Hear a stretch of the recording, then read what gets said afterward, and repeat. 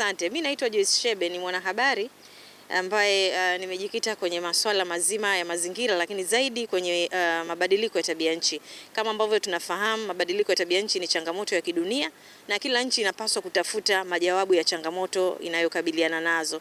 Kwa hiyo kama Watanzania tumeamua kuunga mkono jitihada za Mheshimiwa Rais za kupanda miti ili kuhakikisha tunakuwa na mazingira safi na salama, kwa sababu miti inatija kwenye maisha yetu.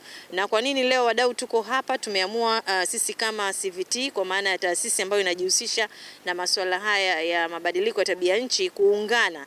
Wanahabari kadhaa tuko hapa, lakini pia wanafunzi wako hapa na uongozi wa hii kata ya hapa tulipo pia tumeungana kwa pamoja. Yote hii ni kuhakikisha kwamba tunafanya uendelevu wa jitihada hizi ambazo zimekuwa zikifanywa na uongozi wa nchi yetu, na zaidi hasa kwa Mheshimiwa Rais. Kwa mfano jana tumeona ni siku yake ya kuzaliwa, lakini ametuasa Watanzania tuungane naye katika kutunza mazingira, tupande miti. Kwa hiyo pale ambapo kuna utashi wa kisiasa kwenye masuala haya ya mapambano ya mabadiliko ya tabia nchi, maana yake hii inatoa fursa kwa wadau kama sisi kuungana kwa pamoja, kwa sababu utashi wa kisiasa una nafasi kubwa mno katika kuhakikisha jitihada za kukabili mabadiliko ya tabia nchi zinafanikiwa. Kwa hiyo tuko hapa leo tumeungana kuja kusupport, lakini pia kuyapenda mazingira. Naamini shule ya Songoro Mnyonge itatunza miti hii kwa manufaa ya leo na ya kesho. Asanteni.